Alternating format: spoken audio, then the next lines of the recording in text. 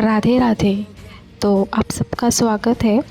आज के वीडियो में हम जानेंगे भगवान श्री कृष्ण के बारे में, जिनकी अभी जन्माष्टमी जो आ रही है, जो 16 अगस्त को है। और उनका जो जन्म है वो 15 अगस्त को होने वाला है, मतलब रात के 12 बजे होने वाला है। तो जो उपवास रखेंगे 15 अगस्त को ही रखने वाले हैं।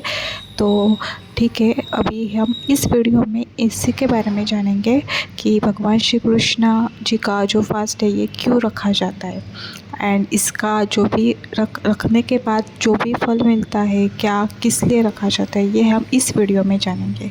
तो सबसे पहले हम जानते हैं कि भगवान श्री कृष्ण जी के थोड़े मतलब भगवान श्री कृष्ण कौन थे। तो भगवान श्री कृष्ण ये जो है वो हिंदू धर्म के एक प्रमुख देवता है, जिन्हें भगवान श्री विष्णु का 8वां अवतार माना जाता है। उनका जन्म द्वापर युग में मथुरा में हुआ था। कृष्ण का जीवन, उनकी बाल लीलाएं, महाभारत में उनकी भूमिका और उनके द्वारा दी गई भगवत गीता, ये सभी बातों से ही उनकी पहचान है। तो उनका जो जन्म है वो मथुरा में हुआ था। बचपन गोकुल, वृंदावन, नंदगांव और जो बरसाना जैसे जो स्थानों पर बीता है। जो श्री कृष्ण की जो कर्म भूमि है वो है कृष्ण के द्वारका नगरी में ही राज किया है उन्होंने, तो वहाँ ही उनकी कर्म भूमि है। और महायुद्ध के जो युद्ध है उसमें उन्होंने पांडवों का जो साथ दिया था वो भी उनकी कर्म भूमि है। तो आइए जानते हैं कि जन्माष्टमी का व्रत क्या है और क्यों रखा जाता है। तो सबसे पहले भगवान कृष्ण के जन्मदिन के उपलक्ष्य में ये व्रत रखा जाता है, क्योंकि उनका जो जब जन्म हुआ था उस दिन हम ये व्रत रखते हैं। तो ये व्रत अभी जन्माष्टमी आने वाली है 15 अगस्त को 2025 में। तो इस व्रत को रखने से भक्त भगवान कृष्ण का आशीर्वाद प्राप्त करते हैं और उनके प्रति उनकी भक्ति व्यक्त करते हैं। जैसे कि ये रखने के बाद हमें भक्ति और प्रेम भी मिलता है। उसके बाद मोक्ष की प्राप्ति, कुछ लोगों का मानना है कि जन्माष्टमी का व्रत रखने से मोक्ष की प्राप्ति होती है। उसके बाद पापों का नाश, जन्माष्टमी का व्रत रखने से पिछले जन्म के जो भी हम पाप किए हैं, पापों से मुक्ति हमें मिलती है। उसके बाद सुख और समृद्धि, जैसे कि जन्माष्टमी का व्रत से सुख, समृद्धि और सौभाग्य की प्राप्ति होती है। भगवान कृष्ण का आशीर्वाद मतलब जो हम व्रत रखते हैं इससे हमें भगवान कृष्ण का आशीर्वाद भी मिलता है। जन्माष्टमी का व्रत जो है वो भक्त आमतौर पर निर्जला, बिना पानी पिए या फलाहार, फल और दूध का उपवास रखते हैं। वे श्री कृष्ण की पूजा करते हैं, भजन गाते हैं और कृष्ण लीलाओं का पाठ करते हैं। तो जो व्यक्ति जन्माष्टमी के व्रत को करता है वह ऐश्वर्य और मुक्ति को प्राप्त करता है। आयु, कीर्ति, यश, लाभ, पुत्र और पौत्र के प्राप्त पर कर इसी जन्म में सभी प्रकार के सुखों का भोग कर अंत में मोक्ष को प्राप्त करता है।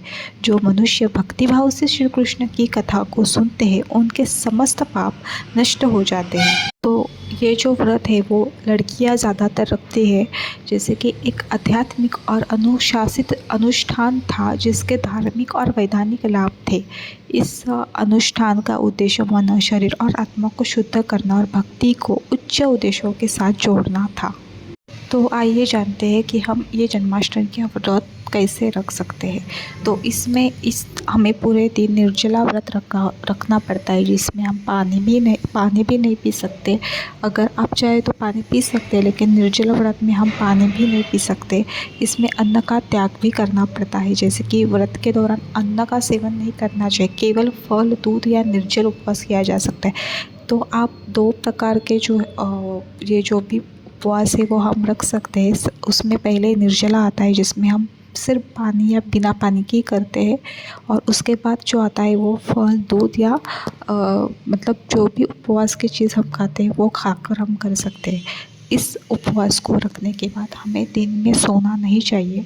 उसके बाद जब हम ये उपवास रखते हैं तो मन में हमारी पवित्रता होनी चाहिए, मानसिक, शारीरिक और वाणी भी पवित्र हमें बनानी चाहिए।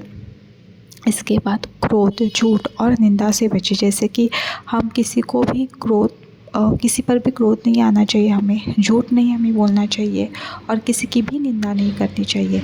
तो किसी से कटु वचन न बोले, झगड़ा न करे और मन में कोई बुरा विचार ना आने दें। उसके बाद भगवान का ध्यान कर सकते हैं हम दिन भर, जैसे कि भगवान कृष्ण के जो भजन कीर्तन है, मंत्र है, जाप, और अगर हम चाहे तो भगवत गीता का पाठ भी कर सकते हैं।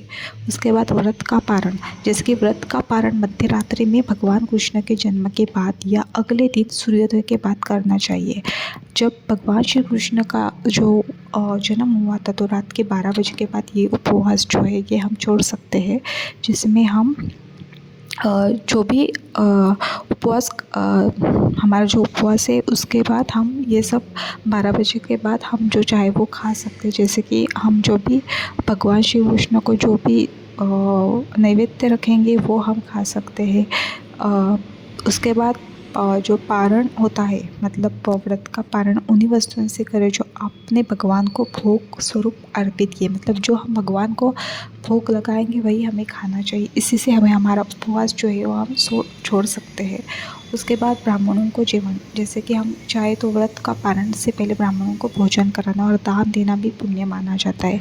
तो इसमें आप समझ गए होंगे कि हम जन्माष्टमी का जो भी फास्ट है वो हम कैसे रखते हैं, किस तरह से हमें करना चाहिए, और भगवान श्री कृष्ण जी की जो पूजा है वो भी हम कर सकते हैं।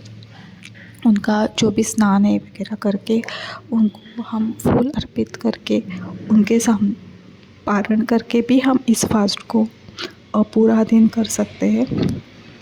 तो ये हमारा आज का वीडियो था जिसमें हमने बताया कि व्रत कैसे रखा जाता है, क्यों रखा जाता है और किस लिए रखा जाता है, किस कारण रखा जाता है। तो अगर आप चाहे तो ये व्रत रख सकते हैं, जिससे आपको भगवान श्री कृष्ण का आशीर्वाद प्राप्त होगा। तो ठीक है, इस वीडियो में अभी इतना ही, मिलते हैं नेक्स्ट वीडियो में।